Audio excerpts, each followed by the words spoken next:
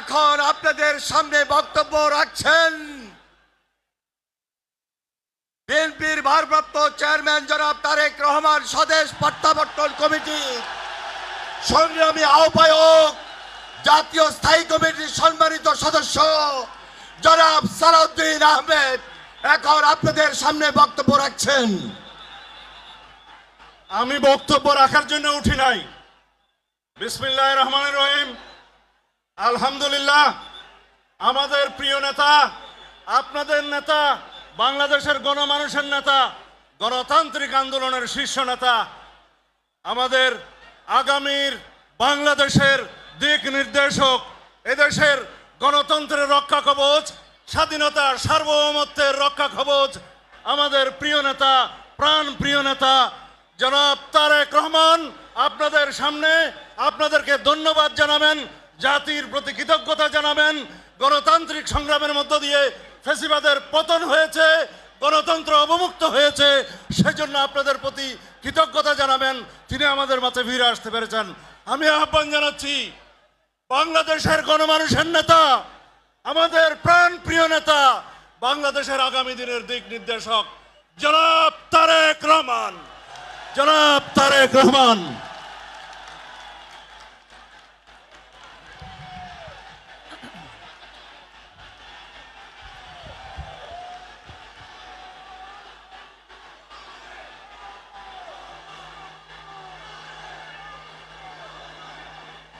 বিসমিল্লাহির রহমানির রহিম।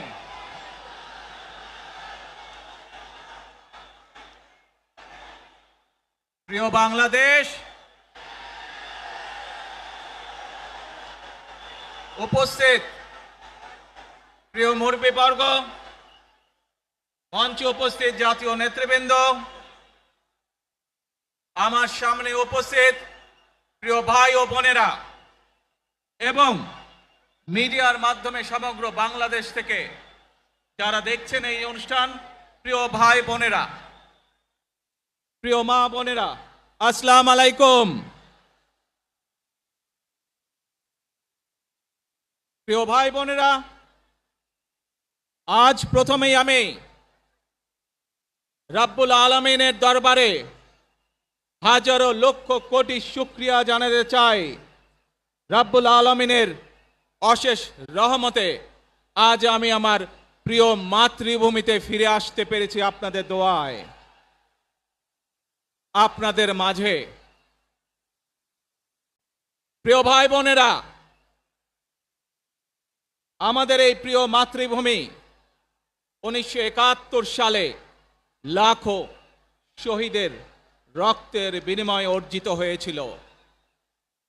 ঠিক একইভাবে 75-এ আবার 7ই নভেম্বর আধিপত্যবাদীদের হাত থেকে রক্ষার জন্য সেদিন সিপাহী জনতার বিপ্লবের মাধ্যমে আধিপত্যবাদের হাত থেকে দেশকে রক্ষা করা হয়েছিল। একইভাবে পরবর্তীতে 90-এ স্বৈরাচারের বিরুদ্ধে এদেশের জনগণ, এদেশের খেটে খাওয়া মানুষ তাদের গণতান্ত্রিক অধিকারকে ছিনিয়ে এনেছিল। কিন্তু তারপরেও ষড়যন্ত্রকারীদের ষড়যন্ত্র থেমে থাকেনি। আমরা তারপর দেখেছি 2024 সালে, 71 সালে এই দেশের মানুষ যেমন স্বাধীনতা অর্জন করেছিল, 2024 সালে এদেশের ছাত্র জনতা সহ সর্বস্তরের মানুষ, কৃষক, শ্রমিক, গৃহবধূ, নারী, পুরুষ, মাদ্রাসার ছাত্র সহ দল মত নির্বিশেষে, শ্রেণী পেশা নির্বিশেষে সকল মানুষ সেদিন 2024 সালের 5ই আগস্ট এই দেশের স্বাধীনতা এবং সার্বভৌমত্বকে রক্ষা করেছিল। প্রিয় ভাই বোনেরা, আজ বাংলাদেশের মানুষ কথা বলার অধিকার ফিরে পেতে চায়, তারা তাদের গণতান্ত্রিক অধিকার ফিরে পেতে চায়। বাংলাদেশের মানুষ চায় তারা তাদের যোগ্যতা অনুযায়ী ন্যায্য অধিকার পাবে। প্রিয় ভাই বোনেরা, আজ আমাদের সময় এসেছে সকলে মিলে দেশ গড়ার। এই দেশে যেমন পাহাড়ের মানুষ আছে, এই দেশে একইভাবে সমতলের মানুষ আছে। এই দেশে মুসলমান, বৌদ্ধ, খ্রিস্টান, হিন্দু সহ বিভিন্ন ধর্মের মানুষ বসবাস করে। আমরা চাই সকলে মিলে এমন একটি বাংলাদেশ গড়ে তুলব আমরা, যেই বাংলাদেশের স্বপ্ন একজন মা দেখেন, অর্থাৎ একটি নিরাপদ বাংলাদেশ আমরা গড়ে তুলতে চাই। যে বাংলাদেশে একজন নারী, একজন পুরুষ, একজন শিশু যেই হোক না কেন নিরাপদে ঘর থেকে বের হলে নিরাপদে ইনশাআল্লাহ ঘরে আবার ফিরে আসতে পারে। প্রিয় ভাই বোনেরা, এই দেশের জনসংখ্যার অর্ধেক নারী, 4 কোটিরও বেশি তরুণ প্রজন্মের সদস্য, 5 কোটির মতন শিশু, 40 লক্ষের মতন প্রতিবন্ধী মানুষ রয়েছেন, কয়েক কোটি কৃষক শ্রমিক রয়েছেন। এই মানুষগুলোর একটি প্রত্যাশা আছে এই রাষ্ট্রের কাছে, এই মানুষগুলোর একটি আকাঙ্ক্ষা আছে এই দেশের কাছে। আজ আমরা সকলে যদি ঐক্যবদ্ধ হই, আজ আমরা যদি সকলে প্রতিজ্ঞাবদ্ধ হই, তাহলে আমরা এই লক্ষ কোটি মানুষের সেই প্রত্যাশাগুলো পূরণ করতে পারি ইনশাআল্লাহ। প্রিয় ভাই বোনেরা, 71 সালে আমাদের শহীদরা নিজের জীবন উৎসর্গ করেছিলেন এই রকম একটি বাংলাদেশ গঠনের জন্য।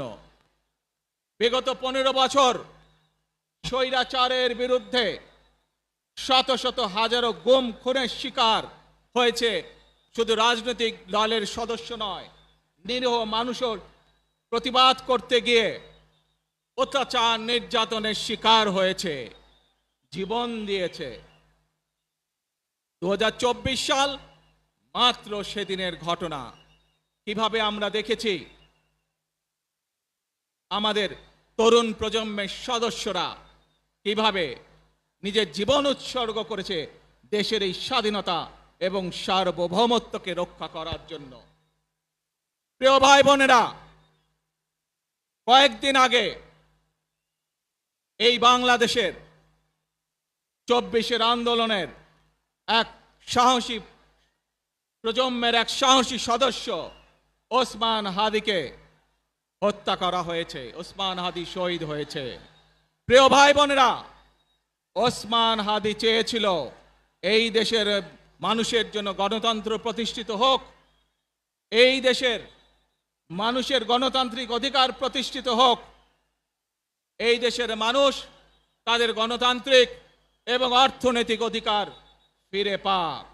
আজ 24 আন্দোলনে যারা শহীদ হয়েছেন, ওসমান হাদি সহ 71 যারা শহীদ হয়েছেন, বিগত স্বৈরাচারের সময় বিভিন্নভাবে খুন গুমের শিকার হয়েছেন, এই মানুষগুলোর রক্তের ঋণ যদি শোধ করতে হয়, আসুন আমরা আমাদের সেই প্রত্যাশিত বাংলাদেশ গড়ে তুলব, যেখানে আমরা সকলে মিলে কাজ করব, যেখানে আমরা সকলে মিলে আমাদের প্রত্যাশিত বাংলাদেশকে গড়ে তুলব।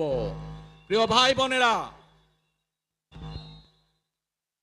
বিভিন্ন আধিপত্যবাদ শক্তির গুপ্তচরেরা বিভিন্নভাবে ষড়যন্ত্রে এখন লিপ্ত রয়েছে। আমাদেরকে ধৈর্যশীল হতে হবে, আমাদেরকে ধৈর্য ধারণ করতে হবে। বিশেষ করে তরুণ প্রজন্মের যে সদস্যরা আছেন, আপনারাই আগামী দিন দেশকে নেতৃত্ব দিবেন, দেশকে গড়ে তুলবেন। এই দায়িত্ব তরুণ প্রজন্মের সদস্যদেরকে আজ গ্রহণ করতে হবে, যাতে করে এই দেশকে আমরা সুন্দরভাবে গড়ে তুলতে পারি। শক্ত ভিত্তির উপরে, গণতান্ত্রিক ভিত্তি, শক্তিশালী অর্থনৈতিক ভিত্তির উপরে যাতে এই দেশকে আমরা গড়ে তুলতে পারি। প্রিয় ভাই বোনেরা, আমার সাথে আজকে মঞ্চে এখানে বহু জাতীয় নেতৃবৃন্দ বসে আছেন। আসুন আজকে আমরা দুহাত তুলে আল্লাহর দরবারে দোয়া করে আল্লাহর রহমত আমরা চাই।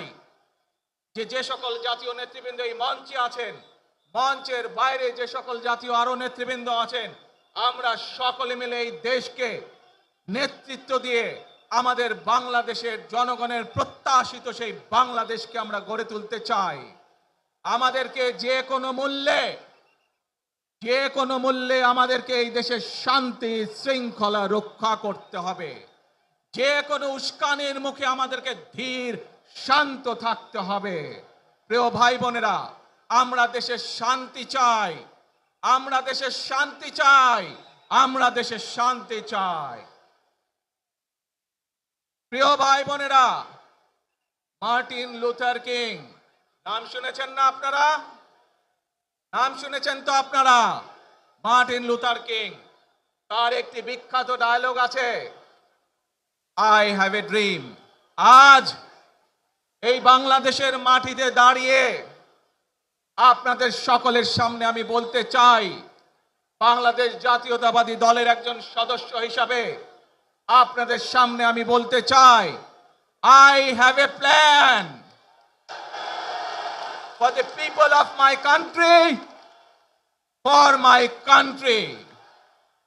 আজ এই পরিকল্পনা দেশের মানুষের স্বার্থে, দেশের উন্নয়নের জন্য, দেশের মানুষের ভাগ্যের পরিবর্তনের জন্য যদি সেই প্ল্যান, সেই কার্যক্রম, সেই পরিকল্পনাকে বাস্তবায়ন করতে হয়, প্রিয় ভাই বোনেরা, এই জনসমুদ্রে যত মানুষ উপস্থিত আছেন, এই সারা বাংলাদেশে গণতন্ত্রের শক্তি যত মানুষ উপস্থিত আছেন, প্রত্যেকটি মানুষের সহযোগিতা আমার লাগবে। প্রত্যেকটি মানুষের সহযোগিতা আমাদের লাগবে। আপনারা যদি আমাদের পাশে থাকেন, আপনারা যদি আমাদেরকে সহযোগিতা করেন, ইনশাআল্লাহ আমরা আই হ্যাভ এ প্ল্যান বাস্তবায়ন করতে সক্ষম হব। আসুন আমরা আল্লাহ রব্বুল আলামিনের দরবারে হাত তুলে প্রার্থনা করি, আমরা জানো হে রব্বুল আলামিন, হে একমাত্র মালিক, হে একমাত্র পরওয়ারদিগার, হে একমাত্র রহমত দানকারী, হে একমাত্র সাহায্যকারী। আজ আপনি যদি আমাদেরকে রহমত দেন, তাহলে আমরা এই দেশের মানুষ কঠোর পরিশ্রম করার মাধ্যমে আমাদের প্রত্যাশিত বাংলাদেশকে গড়ে তুলতে পারবো। আজ যদি আল্লাহর রহমত এই দেশ এবং এই দেশের মানুষের পক্ষে থাকে, আল্লাহর সাহায্য, আল্লাহর দয়া এই দেশের মানুষের উপরে, এই দেশের উপরে থাকে, ইনশাআল্লাহ আমরা আমাদের প্রত্যাশিত বাংলাদেশ গড়ে তুলতে সক্ষম হব। প্রিয় ভাই বোনেরা, আজ আসুন আমরা সকলে মিলে প্রতিজ্ঞা করি যে ইনশাআল্লাহ আগামী দিনে দেশ পরিচালনার দায়িত্বে যারা আসবে, আমরা সকলে নবী করিম সাল্লাল্লাহু আলাইহি সাল্লামের যে ন্যায়পরায়ণতা, সেই ন্যায়পরায়ণতার আলোকে আমরা দেশ পরিচালনার সর্বোচ্চ চেষ্টা করব। প্রিয় ভাই বোনেরা, আজ আপনারা জানেন এখান থেকে আমি আমার মা দেশনেত্রী খালেদা জিয়ার কাছে যাব। একটি মানুষ, যে মানুষটি এই দেশের মাটি, এই দেশের মানুষকে নিজের জীবনের থেকেও বেশি ভালোবেসেছেন, তার সাথে কি হয়েছে আপনারা প্রত্যেকটি মানুষ সে সম্পর্কে অবগত আছেন। সন্তান হিসাবে আপনাদের কাছে আমি চাইবো, আজ আল্লাহর দরবারে আপনারা দোয়া করবেন যাতে আল্লাহ ওনাকে তৌফিক দেন, উনি যাতে সুস্থ হতে পারেন। প্রিয় ভাই বোনেরা, সন্তান হিসাবে আমার মন আমার মায়ের বিছানার পাশে পড়ে আছে সেই হাসপাতালের ঘরে, কিন্তু কিন্তু সেই মানুষটি যাদের জন্য জীবনকে উৎসর্গ করেছে, অর্থাৎ আপনারা এই মানুষগুলোকে, যাদের জন্য দেশনেত্রী খালেদা জিয়া জীবন উৎসর্গ করেছেন নিজের জীবন, সেই মানুষগুলোকে আমি কোনোভাবেই ফেলে যেতে পারি না। এবং সেজন্যই আজ হাসপাতালে যাবার আগে আপনাদের প্রতি সহ টেলিভিশনগুলোর মাধ্যমে যারা সমগ্র বাংলাদেশে আমাকে দেখছেন, আপনাদের সকলের কাছে কৃতজ্ঞতা প্রকাশ করার জন্য আজ আমি এখানে দাঁড়িয়েছি আপনাদের সামনে। প্রিয় ভাই বোনেরা, আসুন আমাদেরকে আজকে নিশ্চিত করতে হবে, আমরা যে ধর্মের মানুষ হই, আমরা যে শ্রেণীর মানুষ হই, আমরা যে দলেরই রাজনৈতিক দলের সদস্য হই অথবা একজন নির্দলীয় ব্যক্তি হই, আমাদেরকে নিশ্চিত করতে হবে যে কোনো মূল্যে আমরা আমাদের এই দেশের শান্তি শৃঙ্খলাকে ধরে রাখতে হবে। যে কোনো মূল্যে যে কোনো বিশৃঙ্খলাকে পরিত্যাগ করতে হবে। যে কোনো মূল্যে আমাদেরকে নিশ্চিত করতে হবে যাতে মানুষ নিরাপদ থাকতে পারে। শিশু হোক, নারী হোক, পুরুষ হোক, যে কোনো বয়স, যে কোনো শ্রেণী, যে কোনো পেশা, যে কোনো ধর্মের মানুষ যেন নিরাপদ থাকে, এই হোক আমাদের চাওয়া আজকে। প্রিয় ভাই বোনেরা, আসুন প্রিয় ভাই বোনেরা, সবাই মিলে আজ আমরা প্রতিজ্ঞাবদ্ধ হই, সবাই মিলে করব কাজ। জোরে আরো, সবাই মিলে করব কাজ, করব মোদের বাংলাদেশ। ইনশাআল্লাহ আপনাদের সকলের কাছে দোয়া আছে, আবারও সকলকে যে কোনো মূল্যে দেশে শান্তি শৃঙ্খলা রক্ষার আহ্বান জানিয়ে যে কোনো বিশৃঙ্খলাকে পরিহার করে ধৈর্যের সাথে মোকাবেলা করার আহ্বান জানিয়ে আমার বক্তব্য শেষ করছি। আবারও আপনাদের কাছে কৃতজ্ঞতা প্রকাশ করছি আজকে আমাকে এইভাবে বরণ করে নেওয়ার জন্য। আল্লাহ হাফেজ। বাংলাদেশ জিন্দাবাদ, বাংলাদেশ জাতীয়তাবাদী দল জিন্দাবাদ। আসসালামু আলাইকুম।